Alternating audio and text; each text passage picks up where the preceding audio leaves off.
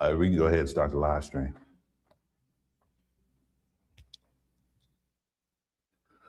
All right, happy Sabbath, brothers and sisters. Once again, I am Brother Patrick, and reading for me today is Brother Perez. And we are going to start this like we always do with the reading of the law. So we're going to start this in Exodus chapter 20, 1 through 17. When you're ready, go ahead. And God spake all these words, saying, I am the Lord thy God, which have brought thee out of the land of Egypt, out of the house of bondage. Thou shalt have no other gods before me. Thou shalt not make unto thee any graven image or any likeness of anything that is above, or that is in the earth beneath, or that is in the water under the earth. Thou shalt not bow down thyself to them, nor serve them. For I, the Lord thy God, am a jealous God, visiting the iniquity of the fathers upon the children unto the third and fourth generation of them that hate me, and showing mercy unto thousands of them that love me and keep my commandments. Thou shalt not take the name of the Lord thy God in vain, for the Lord will not hold him guiltless that taketh his name in vain. Yes, sir. Remember the Sabbath day to keep it holy. 6 days shalt thou labor and do all thy work. But the 7th day is the Sabbath of the Lord thy God. In it thou shalt not do any work, thou, nor thy son, nor thy daughter, thy manservant, nor thy maidservant, nor thy cattle, nor thy stranger that is within thy gates. For in 6 days the Lord made heaven and earth, the sea, and all that in them is, and rested the 7th day. Wherefore the Lord blessed the Sabbath day and hallowed it. Honor thy father and thy mother, that thy days may be long upon the land which the Lord thy God giveth thee. Thou shalt not kill. Thou shalt not commit adultery. Thou shalt not steal. Thou shalt not bear false witness against thy neighbor. Thou shalt not covet thy neighbor's house. Thou shalt not covet thy neighbor's wife, nor his manservant, nor his maidservant, nor his ox, nor his ass, nor anything that is thy neighbor. Yes, sir. Let's go over to Ecclesiastes chapter 12. We're going to read verses 13 and 14. Let us to the conclusion of the whole matter. For this is the whole duty of man. For God should bring every work into judgment, with every secret thing, whether it be good or whether it be evil. And finally, over to Revelation 22. And we're going to read 14 and 15. Blessed are they that do his commandments, that they may have right to the tree of life, and may enter in through the gates into the city. For without are dogs and sorcerers, and whoremongers, and murderers, and idolaters, and whosoever loveth and maketh the lie. Yes, sir. Yes, sir. It's a great afternoon today, and today we are going to talk about something. It is actually a little precursor to what you're going to get in February during the Black History. This is the title of this lesson is called "Who Are the Israelites and Why Is It Important to Know?" Who are the Israelites and why is it important to know? Now, in these modern days, they have taken the emphasis off of the Israelites and the people of the Bible, in that they believe that they are no more a part of the big scheme of what God has in store for the earth. All right. However, that is the farthest thing from the truth. And actually, knowing them or who they are and knowing why you should know is a big thing too. We're going to take a look at it. And this is in February, Brother Bowie is going to do Black History Told by the Prophets. It's going to be a 5-part series. And it's going to go into greater detail than what I'm giving today. Today it's just going to be a snapshot. We're going to go through it. Who are the Israelites and why is it important to know? Yes. Now we're going to go over the why is it important to know part first. All right. Because people these days don't think it's important. They say, well, God doesn't care. You know, his word is for everybody and stuff like that. And it is. However, knowing who Israel is important, and we're going to show you why it's important. We're going to start this here in Romans chapter 3. And the why part is going to be pretty simple. Romans 3:1. Go ahead, read. What advantage then have the Jew? What advantage has the Jew or the Israelite? Go ahead. Or what profit is there of circumcision? Or what profit is there of circumcision? Israelites were called the children of the circumcision. Go ahead. Much every way. Much every way. Chiefly because that unto them were committed the oracles of God. So what advantage have the Israelite? Much in every way. Because unto them was committed the oracle of God. The oracles of God is the answers of God. So if the Israelites have the answers of God, then we should know who they are because they have the answers for us, right? Yes. That's important. And this is in the New Testament, right? So we're not talking about the Israelites from, Old Testament, our fathers. We're talking about the Paul and them, right? Paul and them is saying that unto the Israelites were given the answers of God. Okay, let's go over to Romans chapter 9. That right there should end the debate. But we're going to take it a little further. We're going to look at some other things. Romans chapter 9, and we're going to start at verse 1. Go ahead, read. I say the truth in Christ. I lie not. My conscience also bearing me witness in the Holy Ghost. That I have great heaviness and continued sorrow in my heart. For I could wish that myself were accused from Christ for my brethren, my kinsmen according to the flesh, yes, sir, who are Israelites. Who are Israelites. This is Paul saying he wished he was accursed from his brethren who are Israelites, right? To whom pertaineth the adoption. To who pertaineth the adoption. And the glory. And the glory. And the covenant. And the covenants. And the giving of the law. And the giving of the law. And the service of God. And the service of God. And the promises. And the promises. Israelites were given everything. That's right. God didn't make a covenant with any other people. We're going to show you that too. They were given the adoption. They are the only nation that has been adopted into God's family thus far. Now, the rest of the nations are going to be adopted in, but right now, Israel or the Israelites are the only ones that have been adopted into God's family. Yes. They have all the covenants. The covenant is with Israel, not with any other nation, right? Yes. They have the law, which most Christians today tell us is done away with and we don't have to keep. Why does he mention it though? And the service of God and the promises, all the promises were made unto the Israelites, right? So knowing who they are is of utmost importance because they got everything. They got everything. Let's go over to John. You want that last question? Or did we finish? No. Fine. Okay, go ahead. Whose are the fathers? Yes. And of whom, as concerning the flesh, Christ came. So when Christ came in the flesh, he came for the Israel. Yes. It doesn't say he came for everybody. It says he came for Israel. Go ahead. Who is overall, God bless forever. Amen. Yes, sir. Yes, sir. And so this is the utmost important that we know who these people are because they were given everything. They were given the adoption, they were given the promises, they were given the covenants, and they are who Christ came for. Because, and we're going to see this. Hold on. Let's go over to John.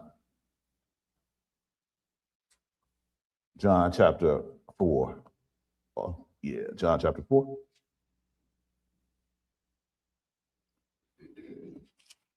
And we are going to start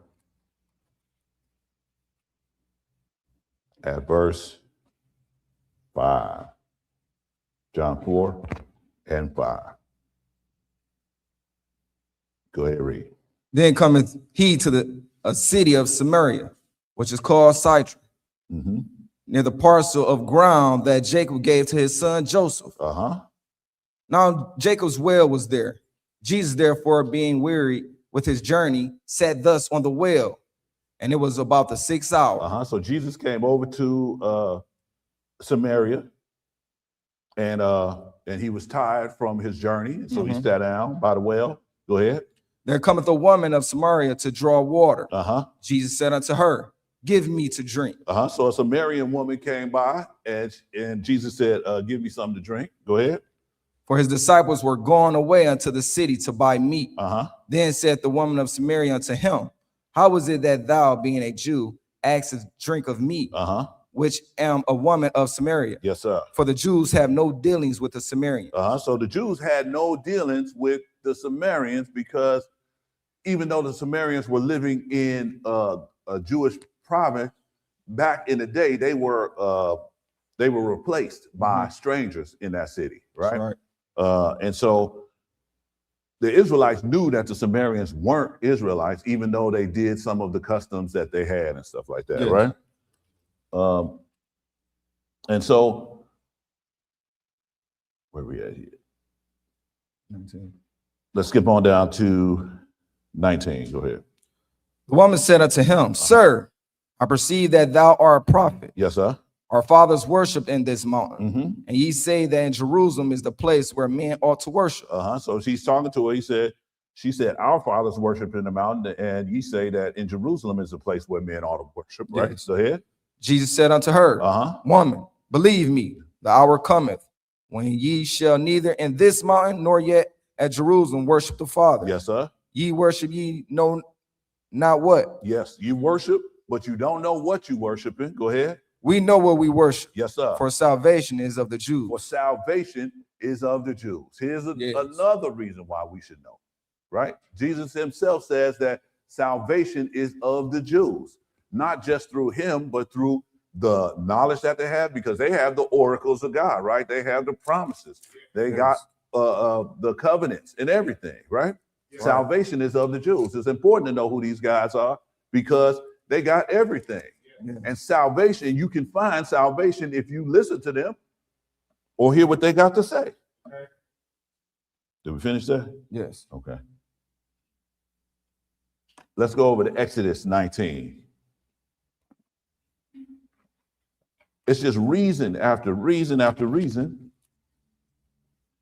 I'm talking like I gave 40 reasons already. But these the reasons that we've already gone over are really big reasons, are really big reasons that we should know who the Israelites are. Exodus 19, we're going to start at verse 1.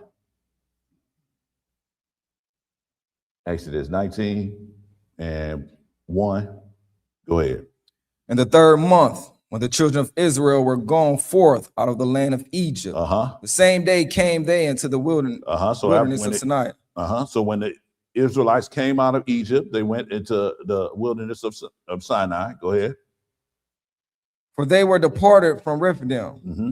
and were come to the desert of Sinai and had pitched in the wilderness. Yes, sir. And there Israel camped before the mount. So they made a camp right before the Mount Sinai, right? Go ahead. And Moses went up unto God, and the Lord called unto him out of the mountain, saying, Thus shalt thou say to the house of Jacob, and tell the children of Israel. So God told Moses to tell the children of Israel what? Ye have seen what I did unto the Egyptians, and how I bare you on eagle's wings, and brought you unto myself. Yes, sir. Now therefore, if ye will obey my voice indeed, and keep my covenant, then ye shall be a peculiar treasure unto me above all people. So he said that if you keep my commandments, you will be a peculiar treasure above all people. Over some people? All people. All people, right? Go ahead. For all the earth is mine. For all the earth is mine. And ye shall be unto me a kingdom of priests. A kingdom of priests. And a holy nation. A holy nation. These are the words which thou shalt speak unto the children of Israel. So Israel is a peculiar treasure unto the Lord, those that keep his commandments, right? Yes. And he puts them above all people, right? And they shall be a kingdom of priests. Yeah. So these people are going to be priests to the Most High God, right? So you should know who they are, because you got to know who the priests are in order to get the oracles, in order to understand the covenants, And in order to be part of all that, you got to know all this stuff. And they know all this stuff, right? They are a holy nation and a kingdom of priests unto the Lord, those who keep his commandments. I make that stipulation, those who keep his commandments, right? Because all of Israel ain't Israel. All of Israel don't keep his commandments, you know? But those that do are a peculiar treasure above all people and a kingdom of priests. Let's go over to Deuteronomy chapter 4.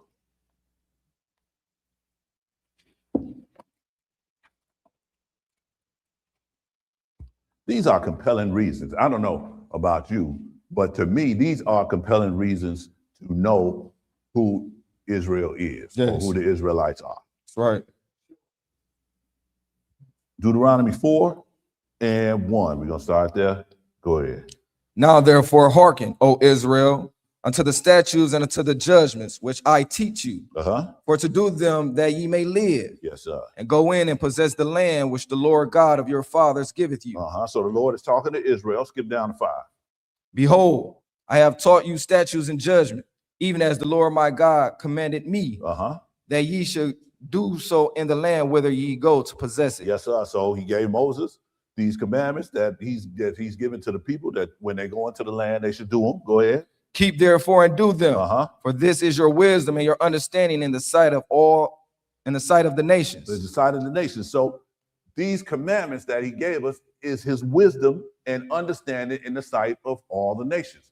How is it that these churches throw away his commandments, right? Yes. Say you ain't gotta keep his law, that his law is done away with. When this is your wisdom and your understanding in the sight of everyone. It's crazy. Yeah. Go ahead. We shall hear all these statutes and say, surely this great nation is a wise and understanding people. Not today. They tell me I'm stupid for keeping the commandments.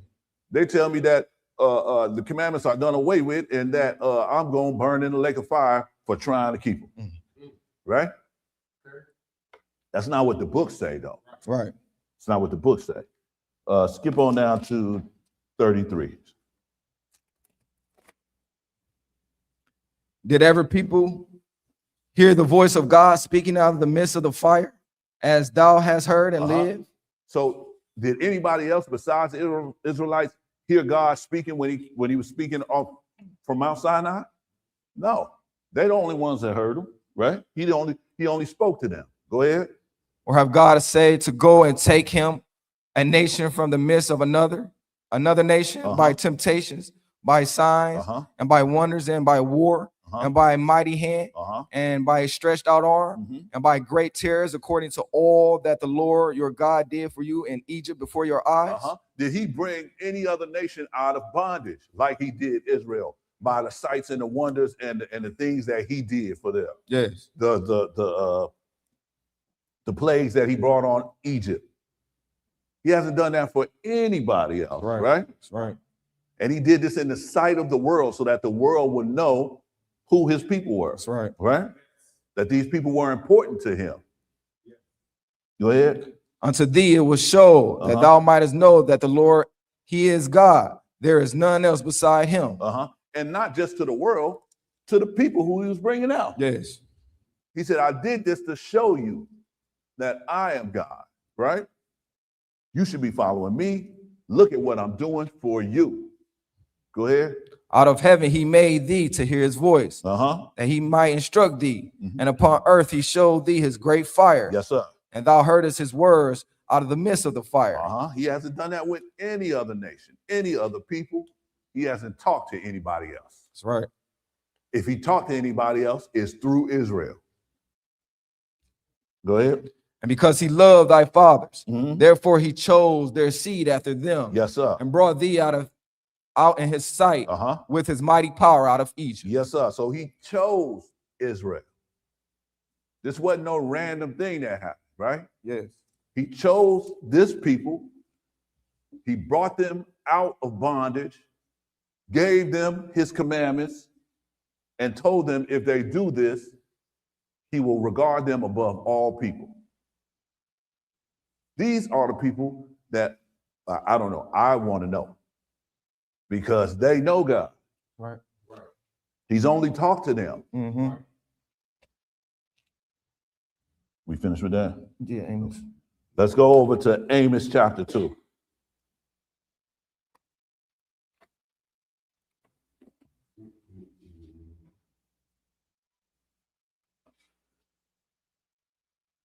It's crazy. Amos chapter 2, we're going to read 10 and 11. Amos is it's right after Daniel, right near Daniel. A couple books after Daniel. I know, man. It's one of them little books, man, you know.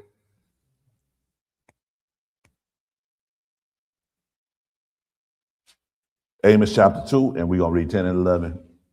Go ahead, read. Also, I brought you up from the land of Egypt Uh-huh. and led you 40 years through the wilderness to possess the land of the Amorites. So he's talking about Israel here. We just talked about how he brought them out of Egypt, right? He said, I Right. brought you out of Egypt, and I led you 40 years through the wilderness. And I raised up of your sons for prophets. I raised up for your sons among the prophets. Four prophets. Four prophets. He's not raising up anybody else's children for prophets, That's except right. for Israel. Go ahead. And of your young men for Nazarites. Yes, sir. It is not even thus, Uh-huh. O ye children of Israel, said the Lord. Uh-huh. Look, he's raising up prophets out of his people that he chose, even unto this day. Right. It doesn't change. Israel is the only nation that he has known, that he has talked to, that he has dealt with in this whole book. That's right. Let's go over to Romans chapter 11.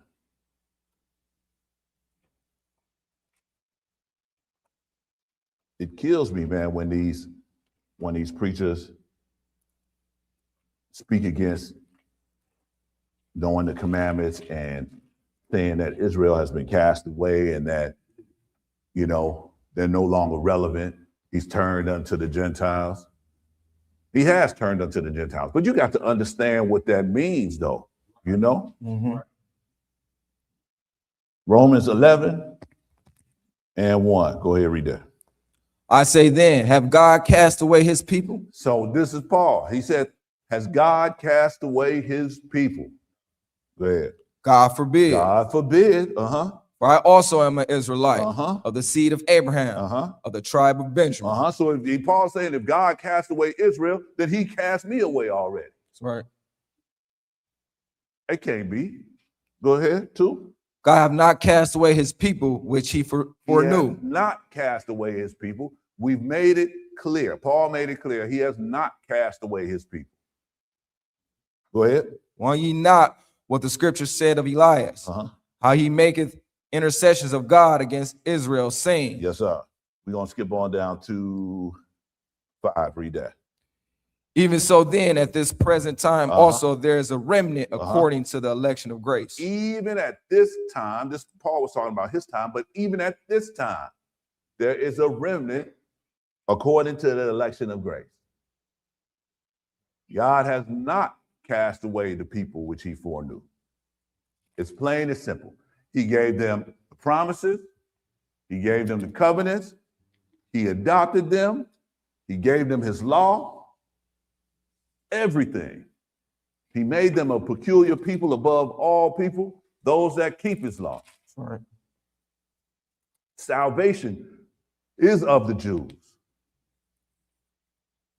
All of these reasons should give you pause if in these days you haven't been trying to find who Israel is or who's teaching God's word.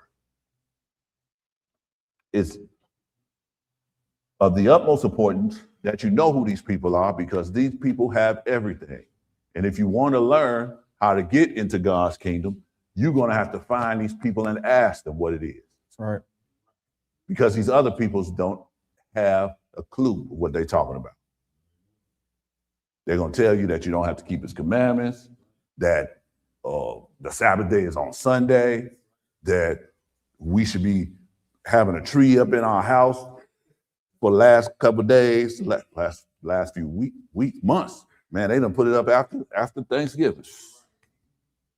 They're gonna tell you that we should be cracking Easter eggs in the springtime and wearing pastel colors and none of this is scriptural. I'll tell you what, you should find out who those people are. If you don't know, you better find out who they are.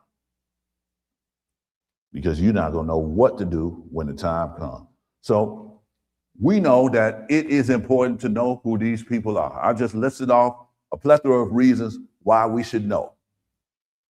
It's very obvious why we should know now. But let's go and look and see if we can find the people. Because knowing that we need to find the people is one thing, but knowing how to find them or who they are is another thing. So we're going to take a look at that. We're going to start this in Genesis chapter 10. The last time I did this lesson was a few years ago, and I had a whole bunch of slides and stuff. I decided to omit that stuff this time, but maybe next time, get it together. I had the slides and stuff going on.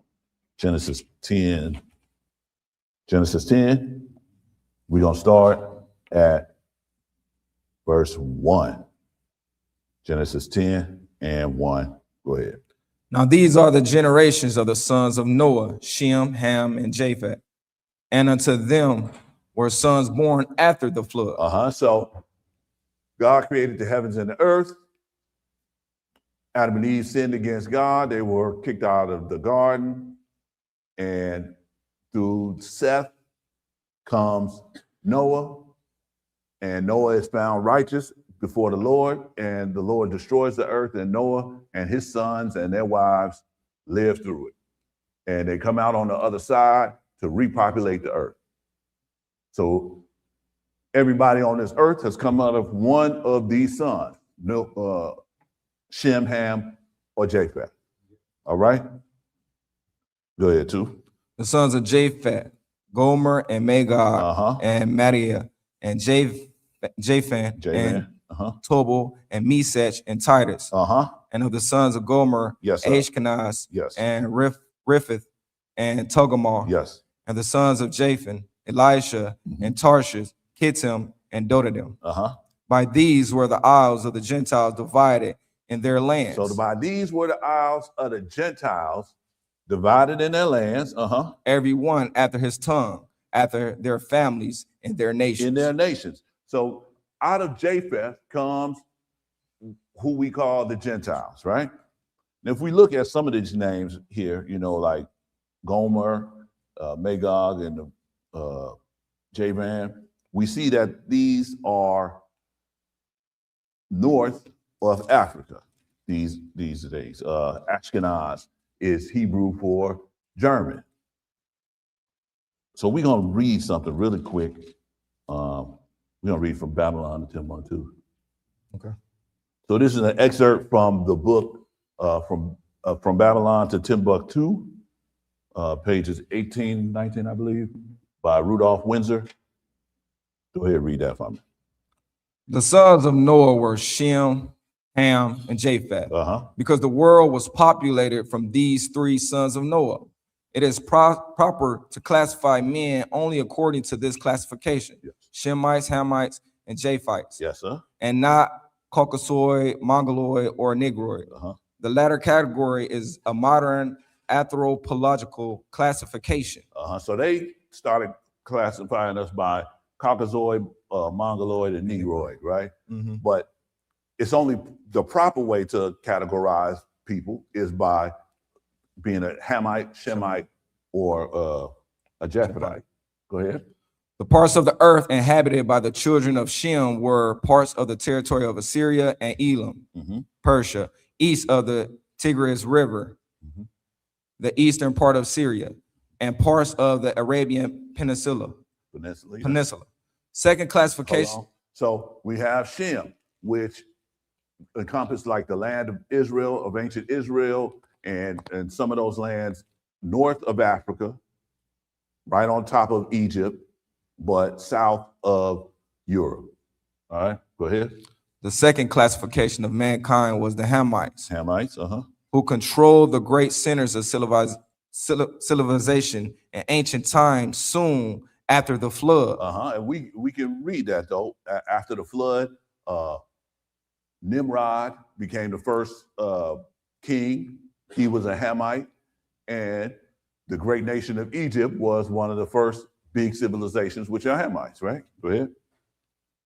This civilization included the continent of Africa, Africa, the land of Canaan, Israel, parts of Arabia, Syria, Phoenicia, Phoenicia, yeah. Turkey, Babylonia, southern Persia, Iran, East Pakistan, and a large part of India. So a large part of India. So Ham went south and into Africa and to east a little bit, like into Turkey and stuff like that, in India, right? So we see that Africans or Hamites went down. We see that the Shemites were north of Africa, even though a lot of people say that actually that part of the world is part of Africa. They call it Northern Africa, but they gave it the connotation of the Middle East in I think the 1940s or something like that. However, keep on reading. The third classification of mankind was the Japhites from Japheth. The offspring of Japheth occupied the isles of the Gentiles, the shore territories of the Mediterranean Sea in Europe and parts of Asia Minor, whence they dispersed northward over the entire continent of Europe and a great part of Asia. Yes, sir. So we see that the Japhethites settled north. So they inhabited Europe and Russia, China, and those north and east of this, right? So let's take a look at one more thing. This was a book that I found called The Descendants of Adam. And it was a book that just showed the genealogy of the Bible from Adam all the way down to Jesus and beyond. But they had a note on Japheth. Go ahead, read that. Notes for Japheth.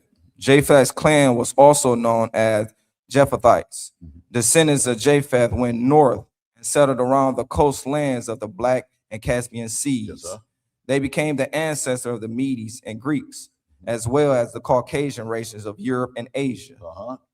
Europe and Asia, right? So they traveled north, climate, environment, and inbreeding with each other, we have what we call white people.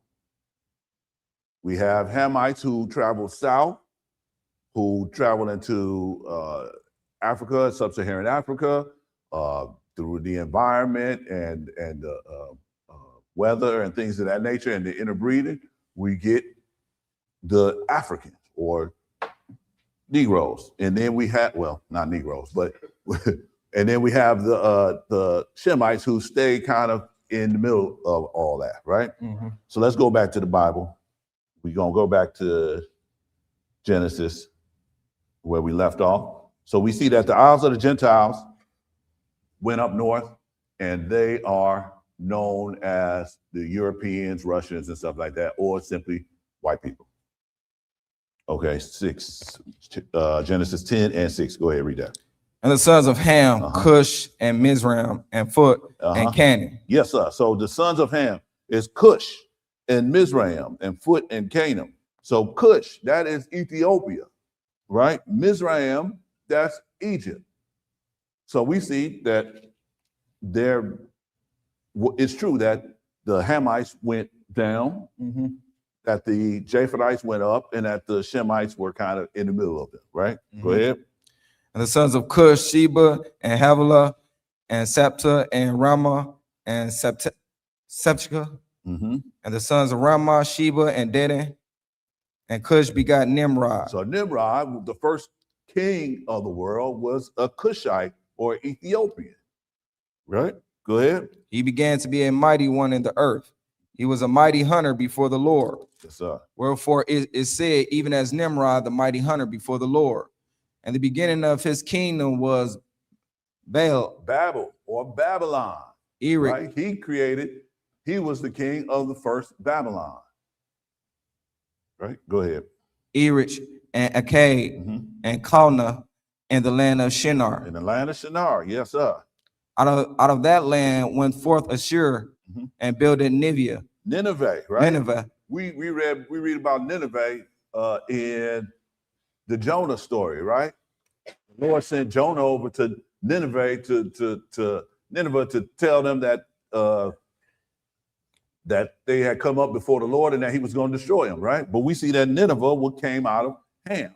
These were Hamites, right? These were black folk, right? But not Israelites, right? They're not Shemites. Go ahead. And the city of Rehoboth and Calah, Mhm. and Resin between Nineveh and Calah. The same is a great city. And Mizraim begot Ludim, and Ananim, and Lehabim, and Naphthalim, Yeah. Uh-huh. and Partharazim, Uh-huh. and Casluhuthim, Castlehim. Uh-huh. out of whom came Philistim. Philistim or the Philistines, right? These are the people who were fighting against Israel, who produced the big guys and Goliath, who fought against David, right? These were the Philistines, right? These are guys out of Ham. These were black folks, right? All right. Skip on down. Where we at?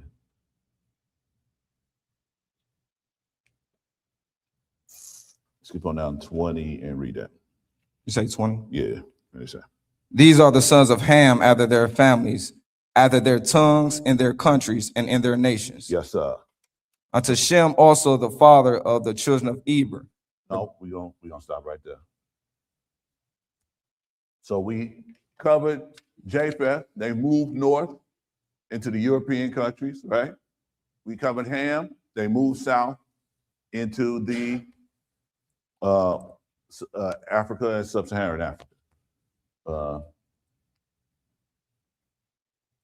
Let's go ahead and read Genesis 10 and start at 22. The children of Shem, Elam, and Ashur, and Arphaxad, and Lud, and Aram. Mhm. The children of Aram, Uz, and Hul, and Gether, and Mash. Mhm. And Arphaxad begot Salah, and Salah begot Eber. Eber. Yeah. So Eber is the progenitor of Hebrews. Eber is a form of Hebrew, right? So we see that the Hebrews came out of Shem. Skip on down to we're at the 31 and read that. These are the sons of Shem after their families, after their tongues, and their lands, after their nations. So I just wanted to show how we have like the Romans and the Greeks and stuff come from Japhethites, right? From up north, we have the Philistines and Babylon and stuff coming from the Africans or the Hamites, right? And then we have Hebrews coming out of Shem. Now, let's go over to, let's read the Zonderfer Compact Bible here. And we're going to read the definition of Ham. This is in the Zonderfer Compact Bible Dictionary. Definition of Ham. Go ahead, read that. The youngest son of Noah, born probably about 96 years before the flood. Yes, sir. And one of the 8 persons to live through the flood. Yes, sir. We just read that. And we talked about that. Go ahead. He became the progenitor of the dark races. So he became the progenitor of the dark races. Go ahead. Not the Negroes. Not the Negroes. But the Egyptians. Ethiopians. Libyans. And Canaanites. So Ham is the progenitor of the black races of the Egyptians and Ethiopians, but it said not the Negroes, right? We, the descendants of slaves here in the Americas, were called Negroes. And Zonderfer said that we aren't descended from the Hamites. So then who are we descended of? Because we know we're not descended from the Japhetites, right? Right. That's the Ephraim. So we're going to take a look at this thing, right? Let's go to Genesis 37.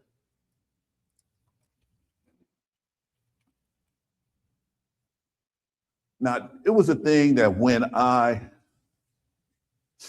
started my journey into the truth, I did it because I was kind of confused about who I was. Now, I had parents who were immigrants who came from Haiti, and but it's still beyond the slave trade and the slaves getting to Haiti. We meet a barrier because there's no way to trace us back, right? So is it with the people who got dumped here in the Americas first, right? Right. And so I was trying to find out who we were because everybody traces their lineage back to some other nation and stuff like that, and we couldn't. I mean, I had it better than some of the people here because I could at least go back to Haiti. But before the slave trade came there, it stops for me, you know, just like it stops for everyone else who was descendants of slaves in the Americas, the Caribbeans, South Americas, and stuff like that. All right. So when I looked and I saw that we are not from the Hamites, and I know that we are not from the Japhetites, then that raised some questions for me. And so I started looking more into it and found these answers. All right. All right. So let's go over to Genesis chapter 37. We're going to start at verse 1. Go ahead, read. And Jacob dwelt in the land wherein his father was a stranger, in the land of Canaan. Now, Jacob is a Hebrew, right? His father was Abraham. And he dwelt in the land of Canaan. Canaan, that's Hamite land, right? Yes. All right. Go ahead. These are the generations of Jacob. Joseph, being 17 years old, was feeding the flock with his brother, and the lad was with the sons of Bilhah and with the sons of Zilpah, his father's wives. And Joseph brought unto his father their evil report. Now Israel loved Joseph more than all his children, because he was the son of his old age. Yes, sir. And he made him a coat of many colors. And when his brothers saw that their father loved him more than all his brethren, they hated him and could not speak peaceably unto him. So Jacob had 12 sons.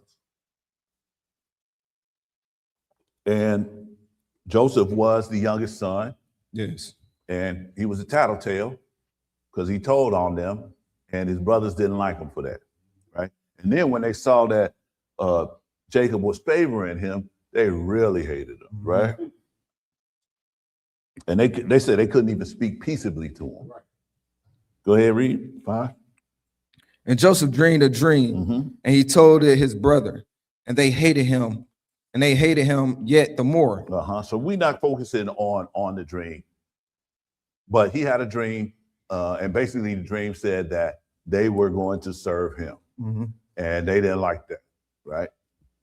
So they hated him even more, and so they came up with a plot to get him. Skip on down to 19. And they said one to another, behold, this dreamer cometh.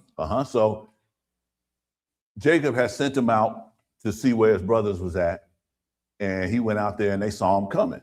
Go ahead. Come now, therefore, and let us slay him and cast him into some pit. And we will say, some evil beasts have devoured him, and we shall see what will become of his dreams. These guys hated their brother so bad. They said, well, when he come here, man, let's kill him. Right. And then we're going to see, we can't serve him if he dead, right? What is the dreams going to mean then? All right, go ahead.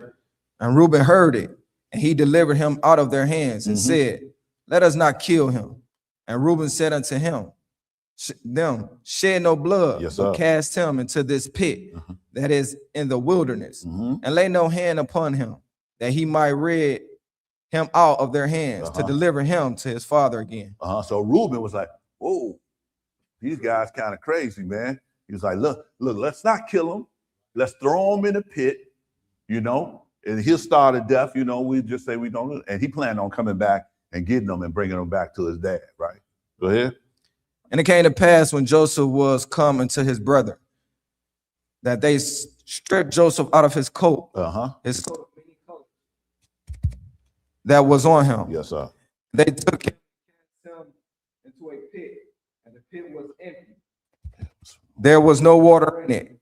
And they sat down to eat bread, and they lifted up their eyes and looked, and behold, a company of Ishmaelites came. Put the receiver up here. I think it might not be. From Gilead with their camels bearing spicery and balm and myrrh, going to carry it down to Egypt. So some Ishmaelites came up, right? The Ishmaelites are descendants of Ham, right? The Ishmaelites' mom was Hagar. Go ahead. And Judah said unto his brethren, what profit is it if we slay our brother and conceal his blood? Come and let us sell him to the Ishmaelites. Yes, sir. And let our hand be upon him. For he is our brother in our flesh. And his brethren were content. So he was like, well, why don't we just get some money for him, man? You know, he is our brother. Let's not kill him. We get some money for him. We'll sell him unto the Ishmaelites, and we'll tell his daddy he dead. Right? Go ahead. Then were passed by Midianites merchantmen, and they drew and lifted up Joseph out of the pit, and sold Joseph to the Ishmaelites for 20 pieces of silver. Yes, sir. And they brought Joseph into Egypt. So Joseph got sold into slavery into Egypt, right? And Joseph's dream starts to come true. He goes through a whole bunch of stuff. He is put in jail, but he interprets the Pharaoh's dream, and eventually he is elevated to second in command in Egypt, right? Let's go over to 38 and 1. 38 and 1. Go ahead. At this time, Joseph is still working his way up. Go ahead. And it came to pass at that time that Judah went down from his brother and turned into a certain Adullamite whose name was Hira. And Judah saw there a daughter of a certain Canaanite. The Canaanite. So Judah saw the daughter of a certain Canaanite. The Canaanites are Hamites, right? Go ahead. Whose name was Shua. And he took her and went in unto her. And she conceived and bare a son, and he called his name And she conceived again and bare a son, and she called his name On. And she yet again conceived and bare a son, and called his name Shelah. And he was at Chezib when she bare him. Yes, sir. And Judah took a wife for his firstborn, whose name was Tamar. So Judah got with a Canaanite woman, a Hamite, and he had a kid, and then he gives his son a wife, Tamar. So we see that Judah gets his wife from among the Hamites. All right, we know the Hamites are the Africans, right? The Egyptians, Ethiopians, and all those, right? So he got his wife from among those people, right? Let's go to Genesis 41.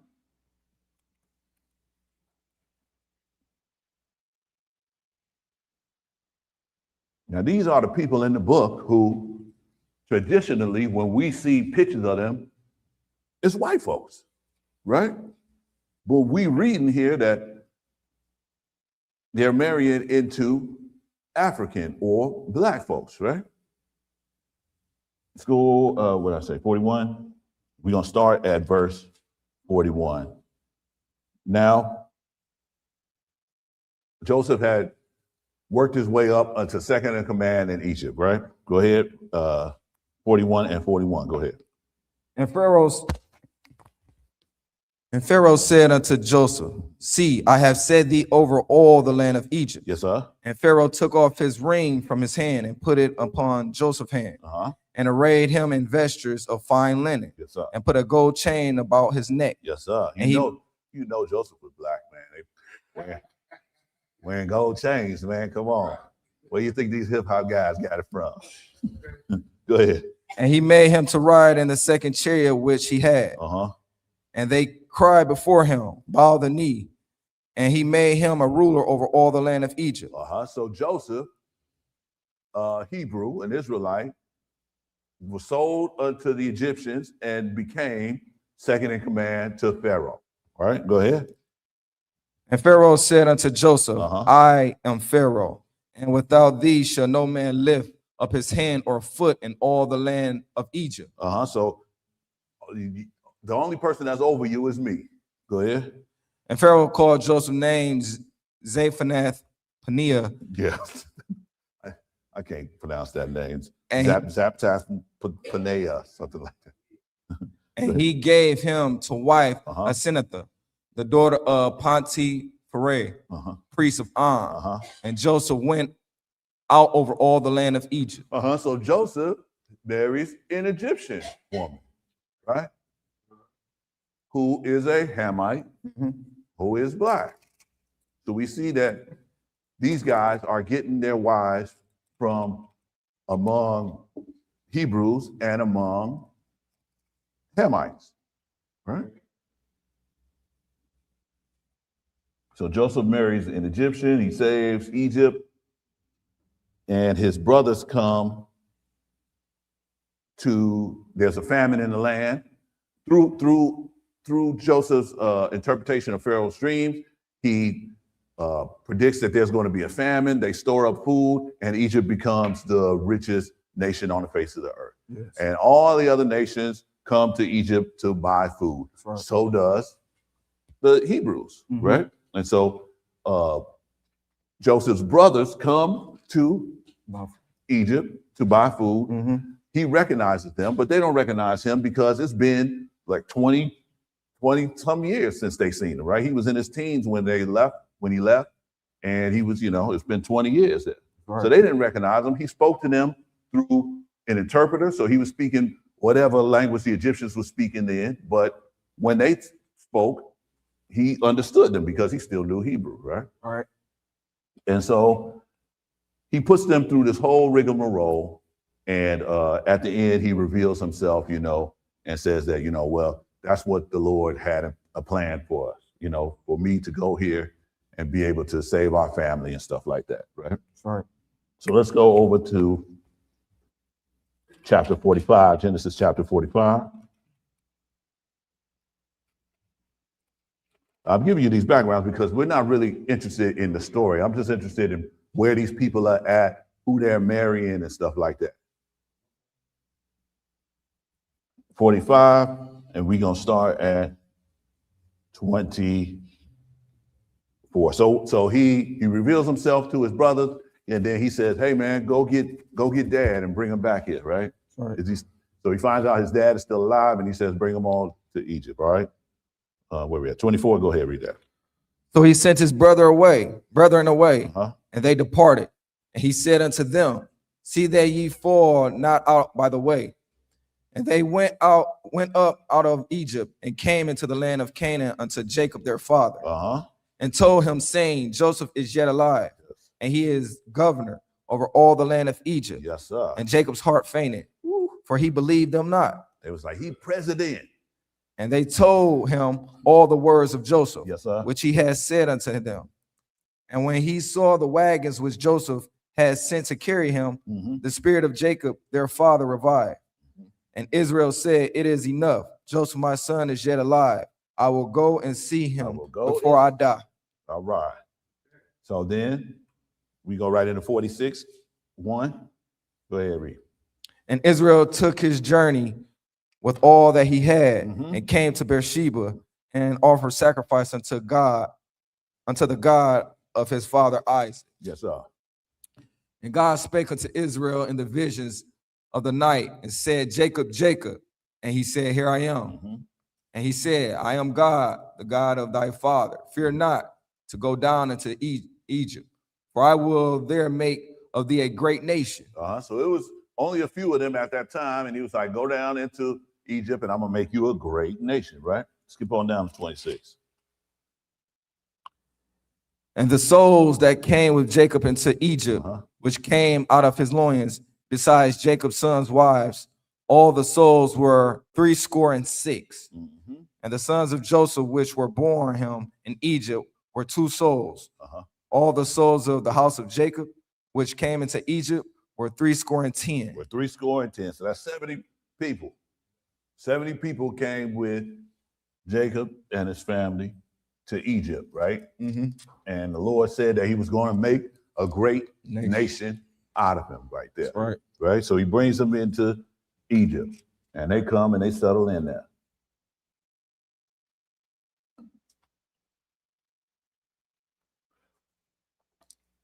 Let's see. You're going to go to 50.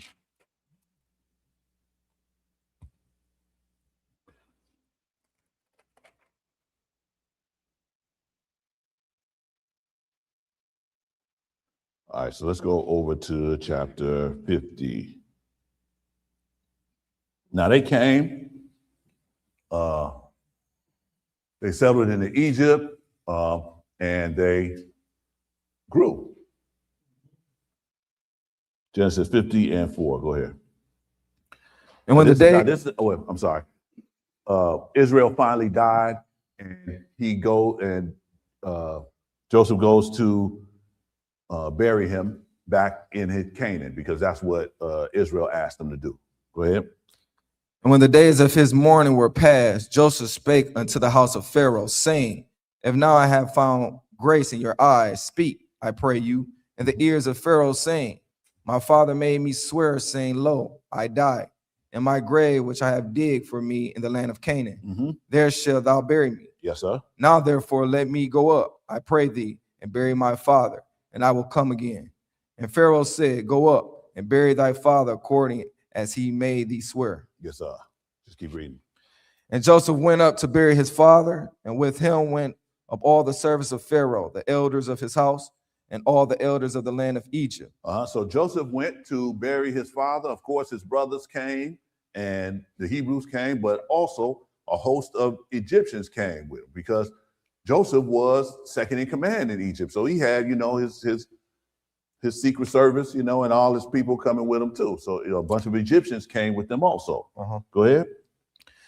And all the house of Joseph and his brethren and his father's house, only their little ones and their flocks and their herds they left in the land of Goshen. And there went up with him both chariots and horsemen, and it was a very great company. And they came to the threshing floor of Atad, which is beyond Jordan, and there they mourned with a great and very sorrow lamentation. And he made a mourning for his father 7 days. Yes, sir. So they got to where they was going to bury him at, and they had their funeral or whatever, and they were mourning there. Go ahead.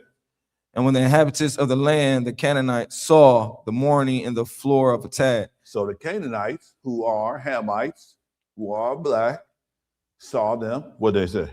They said, this is a grievous mourning to the Egyptians. This is a grievous mourning to the Hebrews and the Egyptians. To the Egyptians. To the Egyptians, right?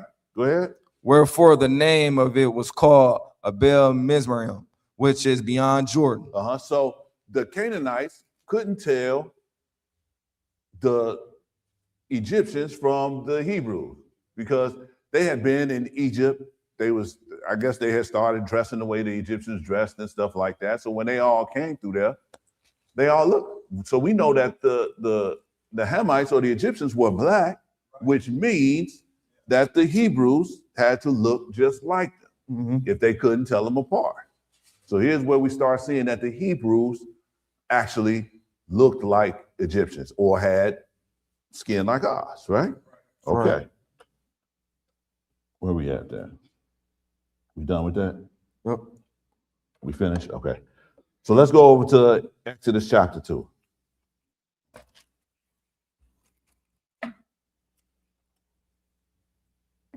Exodus chapter 2. And we're going to start Now the Israelites stayed in Egypt. They multiplied and became a great nation in Egypt. Now they were intermingling with them. So some of their husbands, some of their guys took wives of the Egyptian women and stuff like that. All right. Exodus 2:15. Go ahead, read that. Now when Pharaoh heard this thing, he sought to slay Moses. But Moses fled from the face of Pharaoh and dwelt in the land of Midian. And he sat down by a well. Now Moses was, after Joseph died, there was a while, and then there was another Pharaoh that came up that didn't know Joseph and put the Hebrews into bondage, so into slavery, right? And they were into slavery for hundreds of years.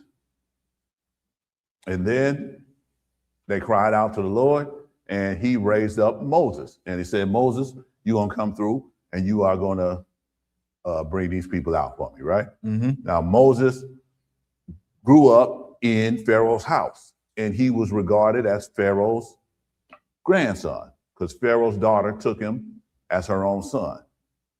Now, if he grew up in Pharaoh's house as Pharaoh's grandson, then he had to look like Pharaoh. And so he was chosen to bring Israel out. And when he saw one of the Hebrews being abused by an Egyptian, he killed the Egyptian, and then that's when his troubles began, right? And so after he did that, Pharaoh sought to slay him, and he left and went to the land of Midian, right? So he went down to Midian. Go ahead, 16. Now the priest of Midian had 7 daughters, and they came and drew water and filled their troughs to water their father's flock. Yes, sir. And the shepherds came and drove them away. But Moses stood up and helped them and watered their flock. And when they came to Reuel, their father, he said, how is it that ye are come so soon today? So they went, so he was by the well. Some Midianite women came there, and they were driven away by the shepherds and said, y'all got to wait until we get our water. Moses came up, stood up for them, and made them able to get their water first, right? And then when they came back, their pops was like, well, how y'all get here so soon, And they was like, what'd they say? And they said, an Egyptian delivered us out of the hand of the shepherds. Now, we know Moses was a Hebrew. Right. But they said an Egyptian, right, delivered us out of the hand of the shepherds, right? Right.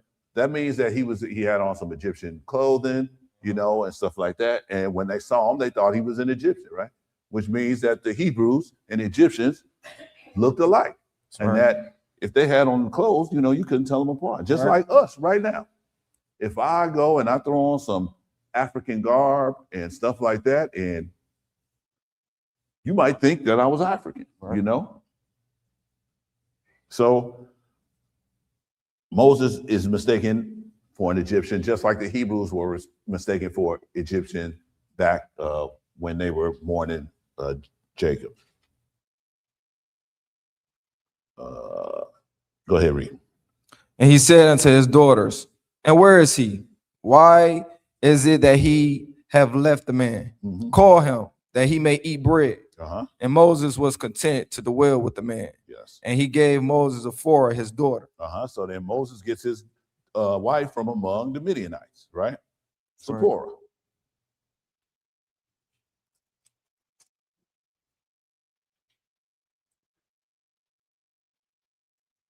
So let's go over to Exodus 4. Now, the Lord starts giving Moses these things to do, signs to do in front of Pharaoh, so that Pharaoh will know that he is backed by the Most High God, and that he should, let the people go, right? Yes. So this is one of the things that the Lord told Moses to do.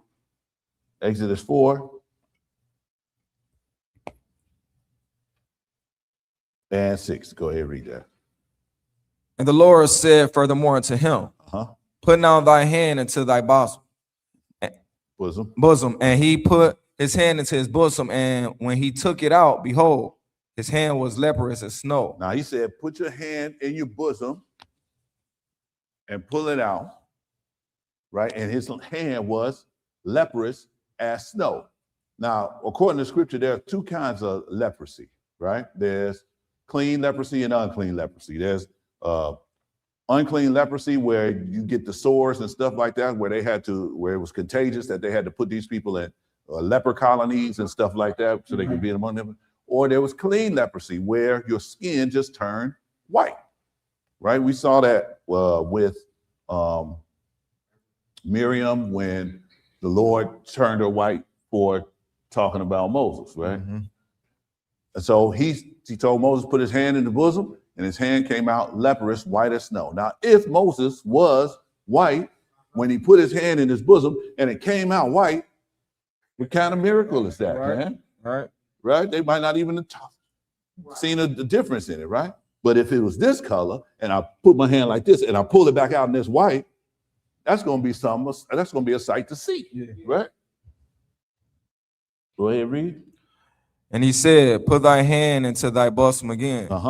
And he put his hand into his bosom again and plucked it out of his bosom. And behold, it was turned again as his other flesh. As his other flesh, man. He was doing some Chris Angel stuff, man, you know. But these are the things that we look at to see, you know, how it is, man. You know, they have a lot of people. There are some people who were telling me that the ancient Egyptians were white people. And I was like, well, then how would this have startled them or, you know, made them look again? They'd have been like, man, what you doing? All right, so let's go over to Exodus 12.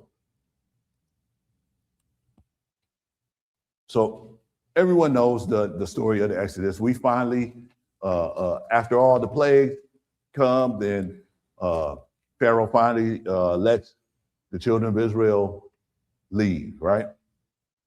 And they go unto Sinai.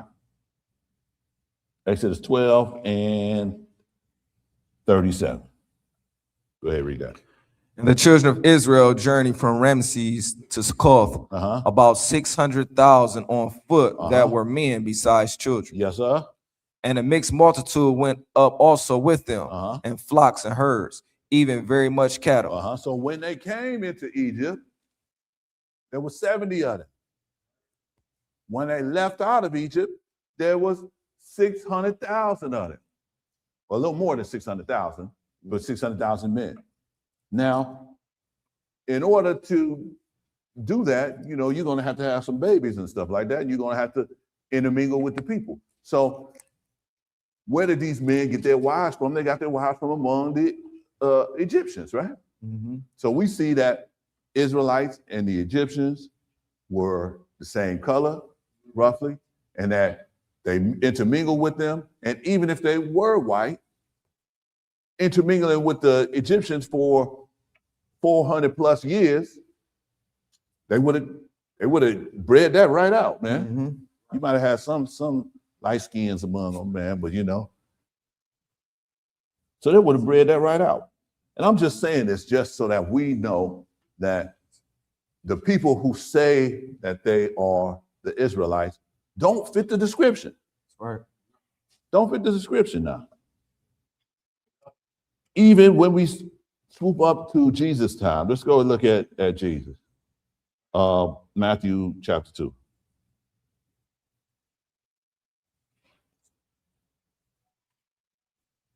Because when we see the pictures and the stained glass windows and stuff like this of these people, of Paul and Peter and Jesus and stuff like that, we see white folks.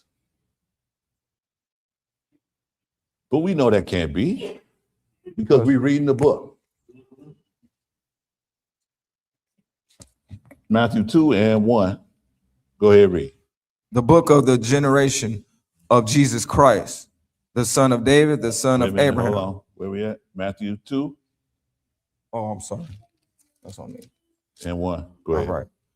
Now, when Jesus was born in Bethlehem of Judea in the days of Herod the king, behold, there came wise men from the east to Jerusalem, saying, Three wise men. wise men. Wise men. So this is just for the Christmas people, man. You know, it could have been 3 wise men. It could have been 300 wise men. We don't know how many it was, right? It don't say. Right? Go ahead. Saying, where is he that is born King of the Jews? Uh-huh. For we have seen his star in the east, Yes. and are come to worship him. And when Herod the king had heard these things, he was troubled, and all Jerusalem with him. Now Herod was king, and he didn't want to stop being king. And so whenever somebody mentioned a king, he was ready to kill somebody, right? And so he did. He tried to figure out where Jesus was born so that he could kill him. Skip on down 7. Then Herod, when he had privily called the wise men, inquired of them diligently what time the star appeared. Yes. And he sent them to Bethlehem and said, go and search diligently for the young child. Yes, sir. And when ye have found him, bring me word again that I may come and worship him also. So he said, man, go on, find out where he is. And when you find out where he is, come back, tell me so I can go and worship him too, right? Skip on down 10. When they saw the star, they rejoiced with exceeding great joy. And when they were come into the house, they saw the young child with Mary, his mother. So when the 3 wise men came, when the wise men came, they came into a house, not a manger, right? And they saw the young child, not the infant. Jesus was a toddler by the time these guys got here, man. It was a couple years it took them to get there, man, right? But this is just so your Christmas people, man, know that whole scenery thing ain't what it is, right? Go ahead, Rick. Fell down and worship him. And when they had opened their treasures, they presented unto him gifts, gold and frankincense and myrrh. And being warned of God in a dream that they should not return to Herod, they departed into their own country another way. So the angel of the Lord came and told them, like, hey, don't go back and tell Herod nothing. Go back home this way, right? And they left, right? And then some time goes by. Go ahead. Well, keep reading. And when they were departed, behold, the angel of the Lord appeared to Joseph in a dream, saying, arise and take the young child and his mother and flee into Egypt, and be thou there until I bring thee word, for Herod will seek the young child to destroy him. So the angel of the Lord tells them to flee into Egypt. Now, if Jesus was white, fleeing into Egypt ain't gonna do him no good. He gonna stand out like a sore thumb. He would have been like, flee into Europe, flee into Greece, but he wanted them somewhere where all the people, it was a whole bunch of people there, and they couldn't, say who was who, right? So he goes to tell them to go hide in Egypt. So we see that the Hebrews are black, and I'm just doing this so that we can nail it. I know I'm giving example after example after example, but I do that so that there can be no doubt in people's minds how these people look. Right? Let's go over to Acts 21.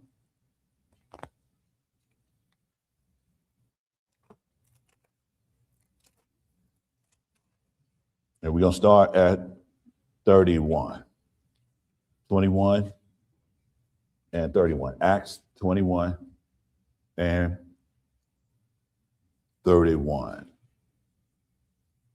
Go ahead, read. And as they went about to kill him, tidings came unto the chief captain of the band that all Jerusalem was in an uproar. So they was trying to kill Paul, right? Go ahead. Who immediately took soldiers and centurions and ran down unto them. And when they saw the chief captain and the soldiers, they left beating of Paul. So they was whooping Paul, man. They was dogpiling on him, man. He was getting whooped. They came up there and was like, yo, you gonna kill him, man? Get off up. Go ahead.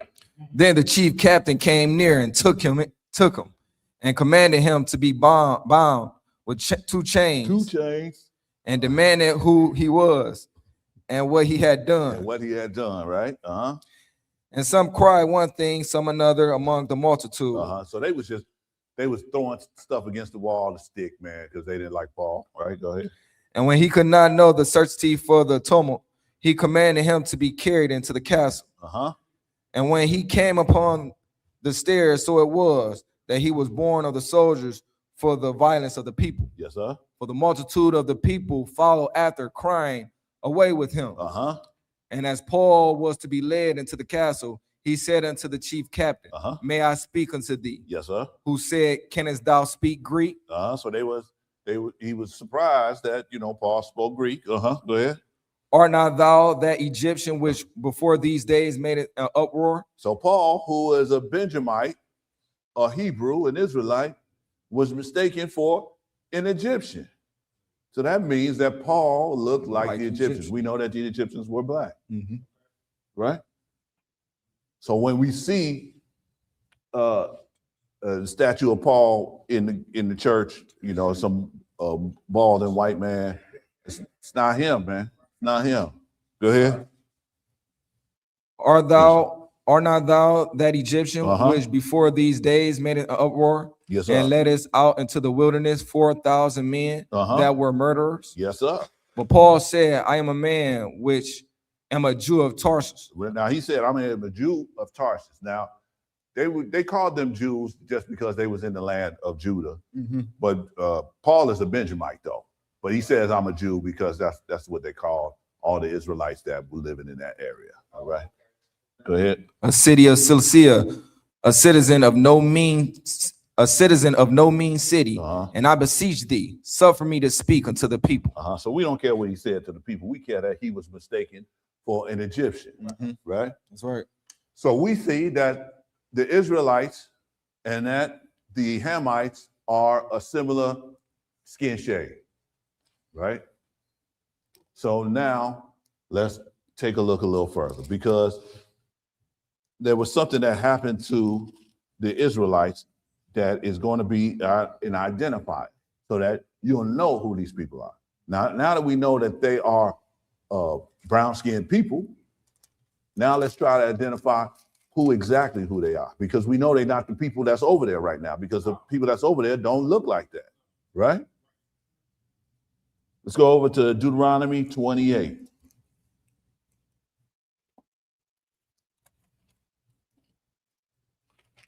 And we're not going to read the whole thing, but we're going to read and skip.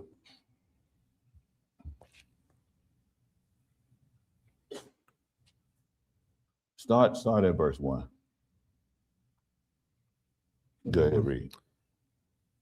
And it shall come to pass, if thou shalt hearken diligently unto the voice of the Lord thy God, to observe and to do all his commandments, which I command thee this day, that the Lord thy God will set thee on high above all nations of the earth. Now remember, back at the beginning when we were talking about who why is it important, right?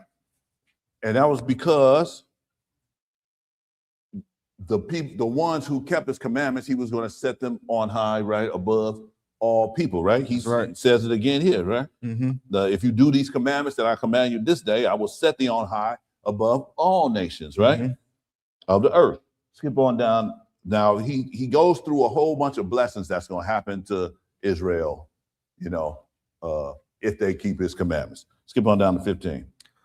But it shall come to pass, if thou wilt not hearken unto the voice of the Lord thy God, to observe to do all his commandments and his statutes, which I command thee this day, that all these curses shall come upon thee and overtake thee. So a covenant is a contract. When you come into that contract, you say, if you do this, then I will do that. And the Lord made a covenant with Israel. And he said, if you keep my commandments, I will put you up here, right? That's right. But if you don't, so there's going to have to be some consequences for breaking the contract, right?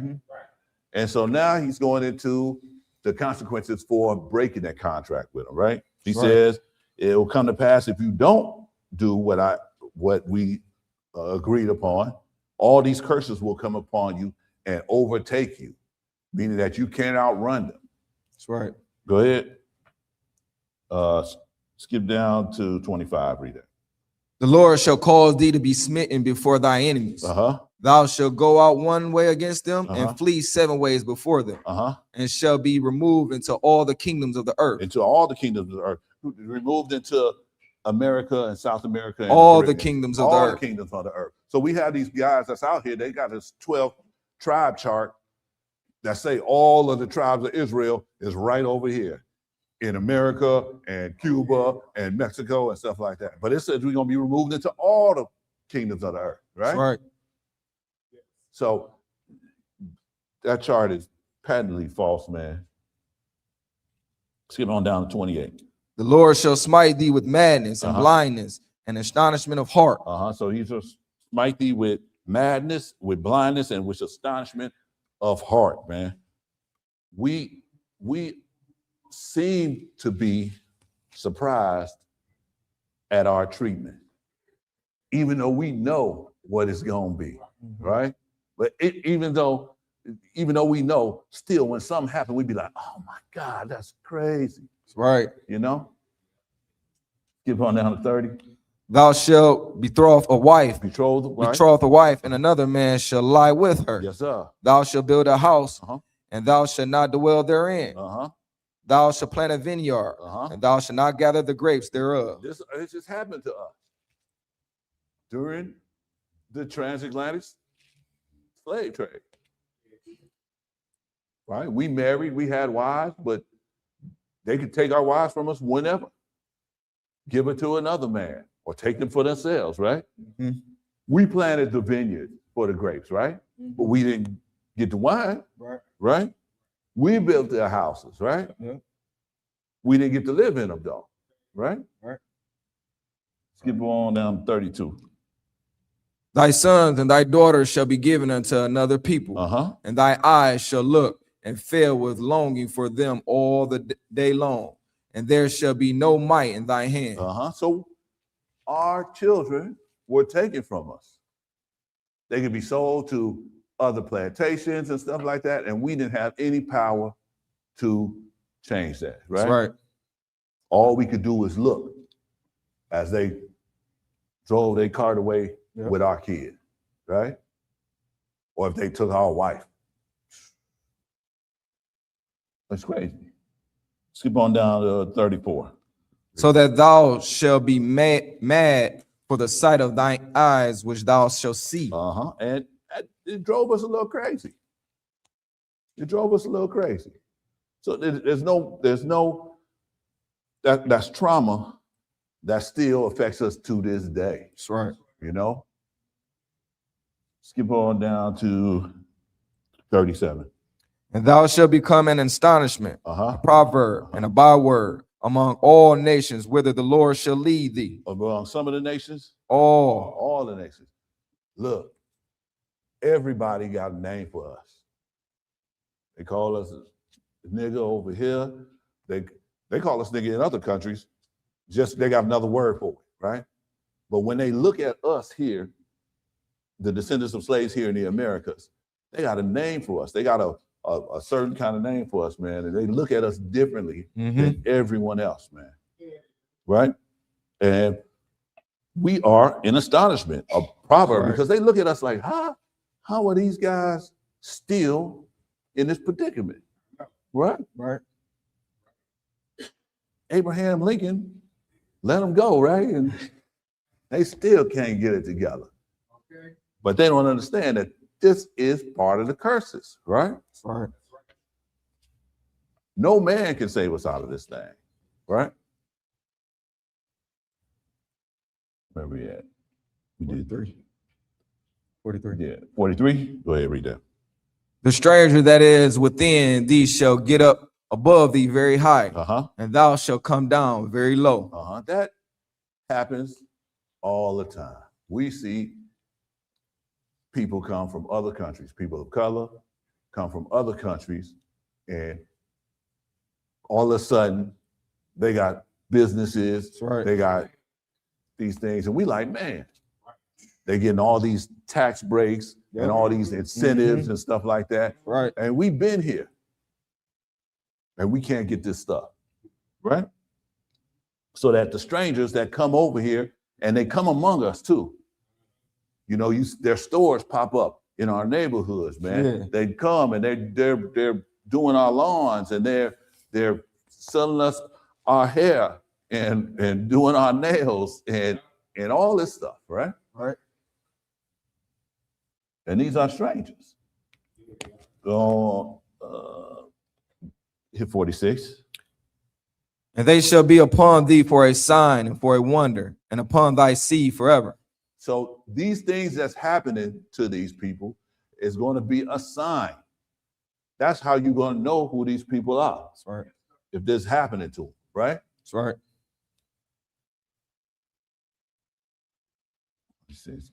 Go down 48, read that. Therefore shalt thou serve thy enemies, which the Lord shall send against thee, in hunger, Yes, and sir. in thirst, and in nakedness, and in want for all things. Yes, sir. And he shall put a yoke of iron upon thy neck until he have destroyed thee.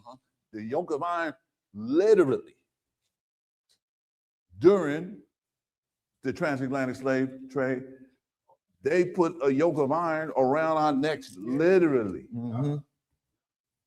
And this is figuratively also, you know, spiritually, the yoke of iron. But they did it literally also.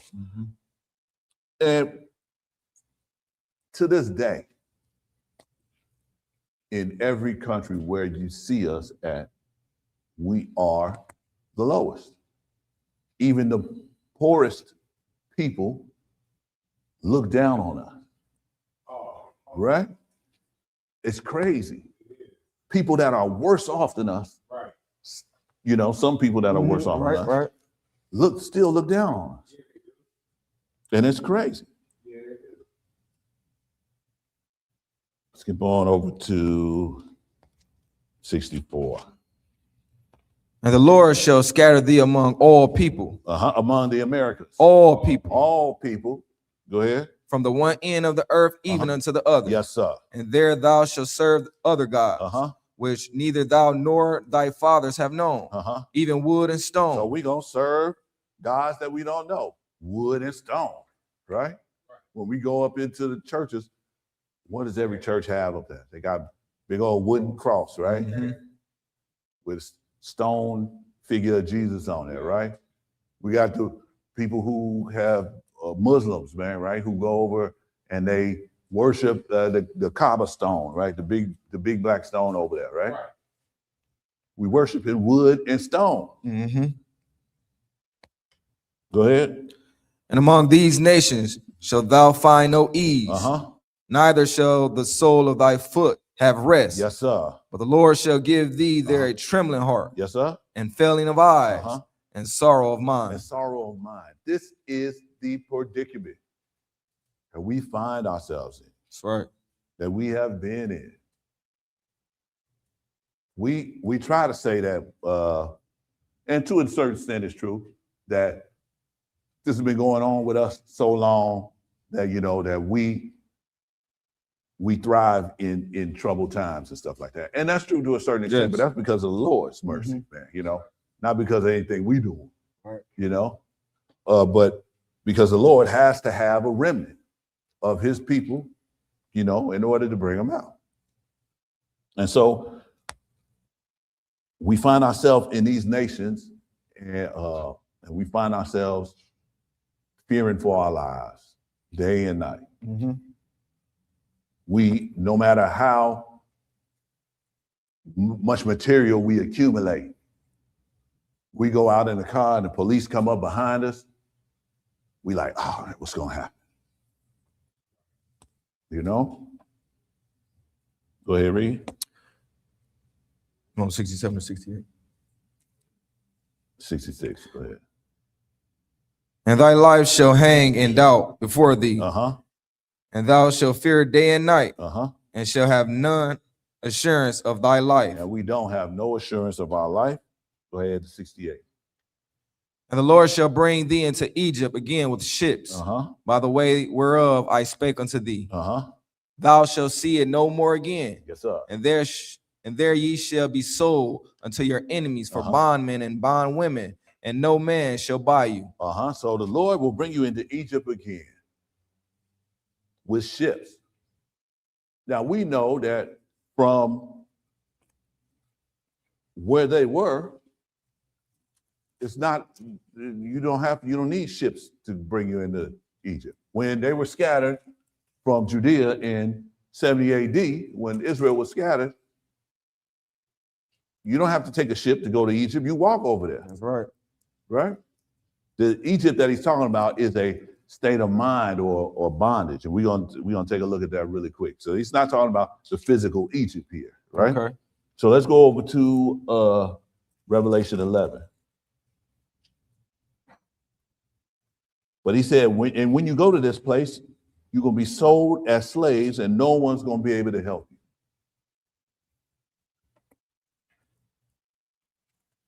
There's no other people that fit this description but the descendants of slaves here in the Americas. We are but a small contingency of Israel, you know, because Israel is scattered all over the earth. Right. But these things give us the markers that we need in order for us to know who we are. And now that we know who we are, but let's hit this Acts first. Hold on. Before we go any further. Acts 7. Oh, I said Revelation 11. I'm sorry. Revelation 11. Here we go and hit 3 verses here. Revelation 11 and 3. Go ahead. And I will give power unto my 2 witnesses. Now, these are the 2 witnesses that's going to come up during the time of tribulation at the end of times, right? The Lord is going to give power unto his 2 witnesses. And they shall prophesy 1,203 score days. 1,203 score days, which is 3.5 years, which is the length of the tribulation, not 7 years. And there's like 3 other times in this book, 4 other times in this book that tell you how long the tribulation is going to be. It's 3.5 years. It's not 7 years. Can you imagine if the worst time ever was 7 years? Look, we got to live through this administration for 4 years, and I'm dreading that. Imagine if it was 7 years that we had to deal with this. Go ahead, read. Cloth and sackcloth. Okay. Go down to 7, read that. And when they shall have finished their testimony, the beast that ascendeth out of the bottomless pit shall make war against them and shall overcome them and kill them. So when these 2 witnesses get done with what they're doing, they're going to be, the Lord going to give them the ability to get killed, right? Read 8. And their dead bodies shall lie in the street of the great city, which spiritually is called Sodom and Egypt. Which is spiritually is called Sodom and Egypt. Where also our Lord was crucified. Now we know where the Lord was crucified is in Egypt, right? Right. But mentally, spiritually, right? We are in Egypt right now. Okay. Go over to Acts 7. I just want to give you 2 witnesses for this. Acts 7 and 37. Acts 7, 37. Go ahead, read. This is that Moses which said unto the children of Israel, a prophet shall the Lord your God raise up unto you of your brethren, like unto me, him shall ye hear. That's Jesus that he's talking about, but this is Moses that we're talking about here. Go ahead. This is he that was in the church in the wilderness. So Moses was in the church in the wildernesses. The congregation or the church that we talk about today began when the Lord gathered Israel out of Egypt and gave them his commandments. That's when the church began. Go ahead. Wilderness with the angel which spake to him in the Mount Sinai, and with our fathers who received the the lively oracles to give unto us. And what lively oracles did they receive that day? It was the commandments, the law. That is the oracles, right? That's the answers. That's all I answer. Go ahead. To whom our fathers would not obey, Uh-huh. but thrust him from them, and in their hearts turn back again into Egypt. And in their hearts, they turn back again into Egypt or into bondage. Right. So this Egypt that we're talking about, that we are in now, is a bondage, but it's here.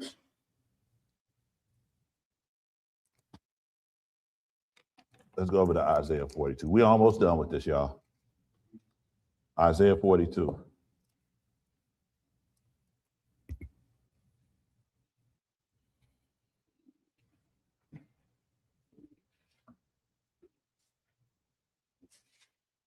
The descendants of slaves here in the Americas are the only ones who fit these curses. These signs are for us and for the whole world, for that matter, to understand who we are, right? And this doesn't make us any better than anyone else. It just gives us a job, right? That's right. Kingdom of priests is what Scripture said, right? That's right. Okay. 42 and 19. Go ahead, read that. Who is blind but my servant? Yes, sir. Or deaf as my messenger Yes, that sir. I sent? Yes, sir. And it was us that he sent, right? But who is blind and who is deaf as us? Go ahead. Who is blind as he that is perfect? Uh-huh. And blind as the Lord's servant? Yes, sir. It is us. Skip down 22. But this is a people robbed and spoiled. Yes. They are all of them snared in holes. Yes, sir. And they are hid in prison houses. They are hid in prison houses. That's why we overwhelmingly fill up those places, even though we are only 13% of the population. That's right. But over half of the exonerations are us. A lot of us are going to these prison houses for stuff that we didn't do, right? And so they fill up these places, and they've been filling up these places ever since the Emancipation Proclamation. They just, they made it so that they can still have us where they need us, right? Right. Go ahead, read. They are for a prey, and none delivereth. Yes, sir. For a spoil, and none saith restore. Yes, none saith restore. Go ahead. Who among you will give ear to this? Who will hearken and hear for the time to come? This is the time to come, right now, y'all. Go ahead. Who gave Jacob for a spoil? Yes. And Israel to the robbers? Did not the Lord? So it is not the white man who did this to you. That's right. It's the Lord who did this to you. And he did it to you for not keeping his commandments, his statutes that he gave you, right? So the way to undo it is to keep his commandments and his statutes. This is what we got to get back to. Go ahead. Did not the Lord, he against whom we have sinned? Yes, sir. For they would not walk in his ways. Yes. Neither were they obedient unto his law.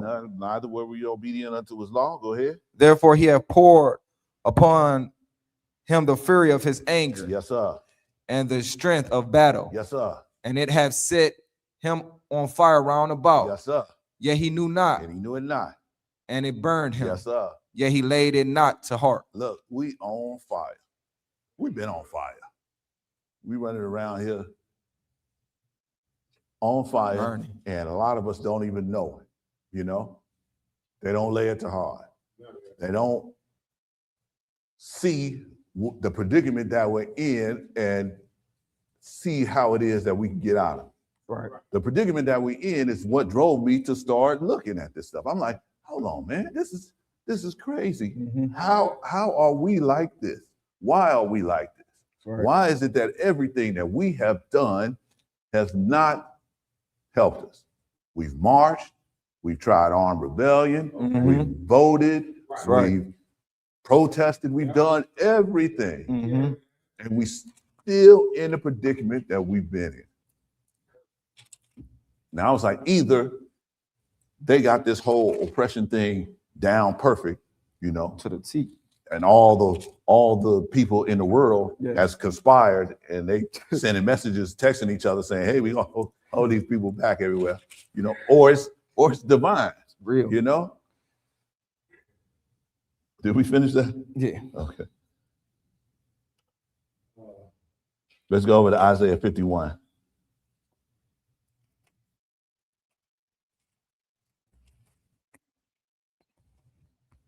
Isaiah 51, and we're going to start at 17. Isaiah 51 and 17. Go ahead. Awake, awake, stand up, O Jerusalem, Mm-hmm. which has drunk at the hand of the Lord the cup of his fury. Yes. Thou hast drunken the dregs of the cup of trembling and wrung them out. We still drinking out of his cup of fury, right? Because I'm looking at all of these Christians on TikTok and stuff, and they are, you know, the Christmas tree is not pagan, and Christmas is not pagan, and it holds no pagan roots, and it's astonishing the amount of information that we have out here, and they are still rolling with it. They rolling a little different now, because when you read like in the NIV version of the book, Jeremiah 10, it says that they cut a tree out, right? And they carve it and chisel it with wood. So they like, see, it's idols that they're carving out, you know. That don't say that though in the King James version though. You know what I mean? And so they're just using, you know, trying to find something away so that they can keep on with their pagan ways, you know. But the Lord is going to straighten that out. That's right. You know, we gave them the warning, and they're going to do their thing. 51, and where do we leave off at? Go ahead. We 18. 18, go ahead. There is none to guide her among all the sons whom she hath brought forth. Yes, sir. Neither is there any that taketh her by the hand of all the sons that she hath brought up. Yes, sir. These two things are come unto thee. Who shall be sorry for thee? Desolation and destruction, and the famine, and the sword. By whom shall I comfort thee? Yes, sir. Thy sons have fainted. They lie at the head of all the streets. They on the corners still. They out stealing cars. I just looked at some kids. Did y'all see about them kids over there in Newburgh Heights? 12, 11, and 8. Stealing cars in a car. Crashed the car. Police got them at gunpoint. 8-year-old. Go ahead. As a wild bull in a net. They are full of the fury of the Lord. Yes, sir. The rebuke of thy God. Yes, sir. Therefore, hear now this, thou afflicted and drunken, but not with wine. Just what the last one? Yeah, we good with that.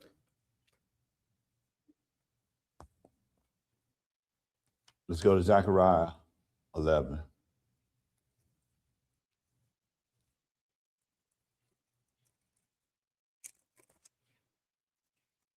Zechariah 11, that's right before Matthew, before Matthew.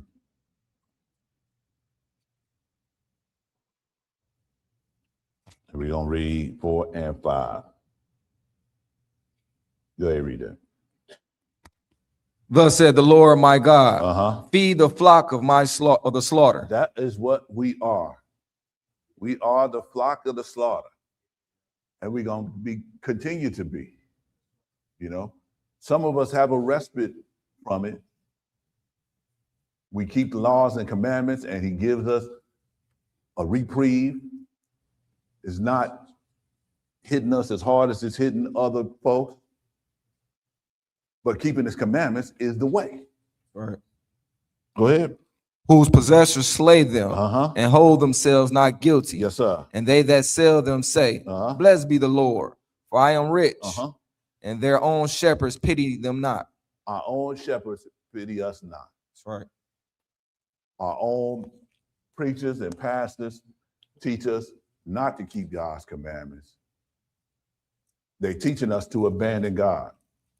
When you abandon him, you are lost. That's right. There's no way we're going to get out of this without him. That's right. Let's hit Romans 11. Got a couple more places after this. Romans 11. We're going to start at verse 1. We just going to read this one more time because we read this earlier. But go ahead, read. I say then, have God cast away his people? Now, this is Paul again, right? He said, has God cast away his people? Huh? Go ahead. God forbid. No. For I also am an Israelite Uh-huh. of the seed of Abraham, of the Yes. tribe of Benjamin. Yes. God have not cast away his people which he foreknew. Yes, sir. Want ye not what the scripture said of Elias, how he maketh intercessions to God against Israel, saying, Yes, sir. Lord, they have killed thy prophets Uh-huh. and dig down thy altars, Uh-huh. and I am left alone, and they seek my life. Uh-huh. And sometimes we feel like that. That's right. These days, man. That we are alone. That nobody understands us. Go ahead.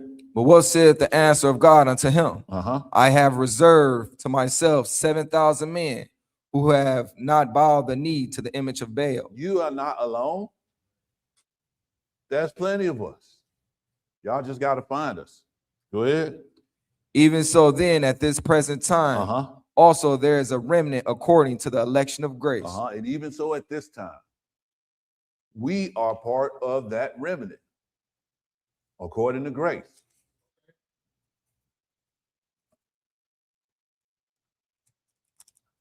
We got a job to do, though. Right.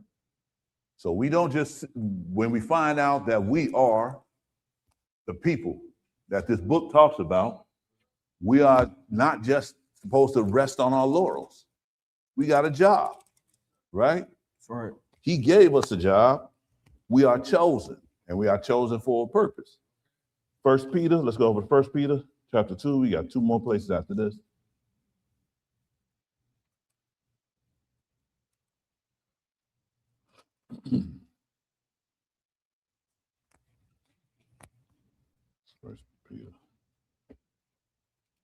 First Peter chapter 2 and 1. Go ahead, read. Wherefore, laying aside all malice and all guile Uh-huh. and hypocrisy. Hypocrisies. Sorry Uh-huh. about that. And envies Uh-huh. and all evil speakings. Now this, you're going to have to lay it all aside, y'all.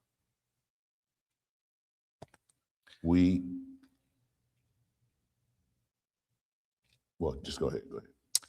As newborn babes, desire the sincere milk of the word. Yes, sir. That ye may grow thereby. That you may grow thereby. Uh-huh. If so be ye have tasted that Lord is gracious. Yes. To whom coming as unto a living stone, disallowed indeed of men, but chosen of God and precious. But chosen of God and precious. Uh-huh. Ye also, as lively stones, are built up as spiritual house. Uh-huh. And holy priesthood. A holy priesthood. To offer up spiritual sacrifices. Spiritual sacrifices. That is ourselves. That is our desires and stuff like that. These are things that we sacrifice, right? Go ahead. Acceptable to God by Jesus Christ. Acceptable to God by Jesus Christ. Yes, sir. Skip down to 9. But ye are a chosen generation. Yes, sir. A royal priesthood. You are a chosen generation. A royal priesthood. Go ahead. And a holy nation. A holy nation. A peculiar people. A peculiar people. That ye should show forth the praises of him who have called you out of darkness into his marvelous light. Called you out of darkness into his marvelous light. Yes, sir. Keep on reading. Which in time past were not a people, but are now the people of God. Yes, sir. Which had not obtained mercy, but now have obtained mercy. We have attained that mercy. If you keeping his commandments with all your strength and trying to do what he says, you're going to attain that mercy, right? He's going to ease up on you. That's right. Things going to get better for you. Go ahead. Dearly beloved, I beseech you as strangers and pilgrims, abstain from fleshly lusts. Yes, sir. Which war against the soul. That is one of our biggest downfalls, our fleshly desires, the want for things, man, that we would do anything for these things, you know? Go ahead.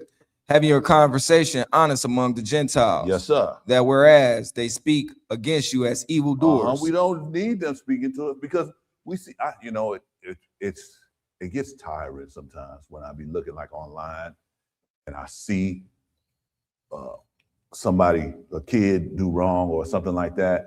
The comments get flooded, man, with Gentiles just raking us over the coals, man. And I'll be like, this is one person, this is not everybody, but they give it to us, man. It gets a little overwhelming sometimes, man. But go ahead. Which they shall behold, glorifying God in the day of visitation. Yes, sir. Which they may, by your good works, which they behold, glorify God in the day of visitation. We are supposed to be an example of what God asks of his people. We are supposed to show and tell everyone what they're supposed to be doing, right? And we're not only supposed to tell them, but we're supposed to be living it out so that they see this, so that they see the Lord's light in us. Right. We are supposed to be an example.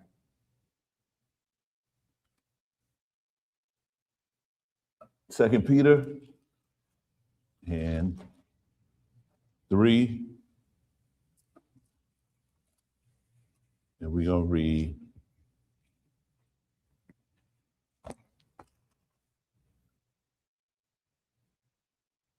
one verse. 2 Peter 3 and 9. Go ahead, read that. The Lord is not slack concerning his promise. Now, a lot of people say, well, we've been going through it for the longest. The Lord ain't coming, right? Go ahead. As some men count slackness. But we have to realize that a day to the Lord is like 1,000 years, and 1,000 years is like unto a day. That's right. So, we looking at this, like it's been too long, but it hasn't been that long for him, Right. Go ahead. But his long suffering toward usward, not willing that any should perish. Not willing that any should perish. Not willing that Israelites should perish. Any should perish. Any should perish. Go ahead. But that all should come to repentance. But that's Israelites come to repentance. All. That all come to repentance. That's right. This is not just for us. It's for everybody who was born into this world, right? And we are the ones that's supposed to help them obtain it. And if at the end of this thing, people don't get it, we're going to be held responsible. Isaiah 56 is the last place. We're going to start at verse 1. Isaiah 56 and 1. Go ahead and read that. Behold, the Lord's hand is not shortened, that it cannot save. Hold on. Isaiah 56. That's on me. Okay. And 1. Go ahead. Thus said the Lord. Yes. Keep ye judgment and do justice. Do justice. For my salvation is near to come. And it is near, y'all. That, people like to say it, but as we looking, at the things that's happening in this earth now, his judgment is near. Go ahead. And my righteousness to be revealed. Yes, sir. Blessed is the man that doeth this, and the son of man that layeth hold on it. Yes. That keepeth the Sabbath from polluting it. And keepeth his hand from doing any evil. Yes, sir. We are doing that right now, keeping the Sabbath, right? So we doing something right. That's right. Go ahead. Neither let the son of the stranger that have joined himself to the Lord speak, saying, the Lord hath utterly separated me from his people. So let not the stranger, this is the Gentile, this is the Hamite, whoever wants to join themselves unto the people of God, we welcome them and we teach them God's ways, right?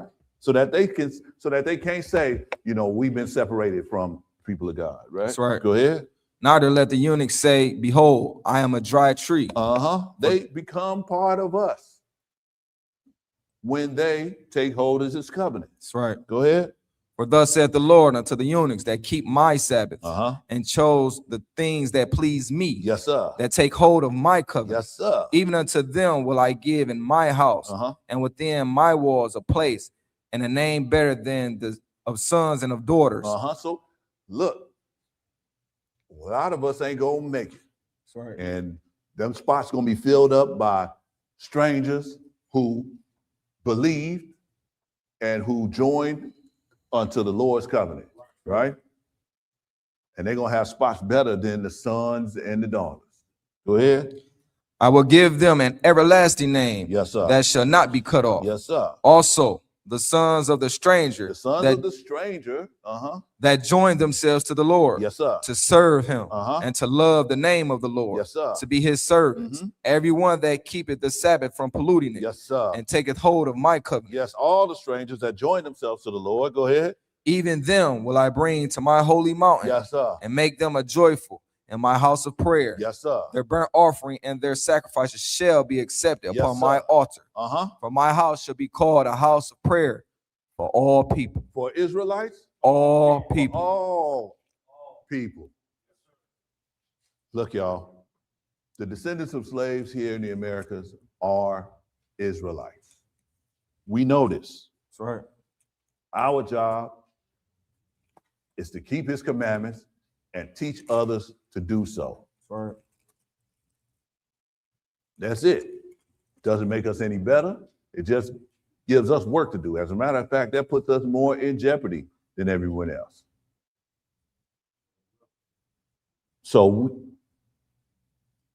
knowing us or knowing who we are is essential in getting this thing right. That's right. Now we know who we are. There's a lot of us though that don't know who we are, and they cling onto the teachings of churches that have no stance in their getting into the kingdom. So we, knowing who we are, we go out and we teach others, and we gather others unto the Lord, right? So this is just a microcosm. And I know I went over a lot of stuff today.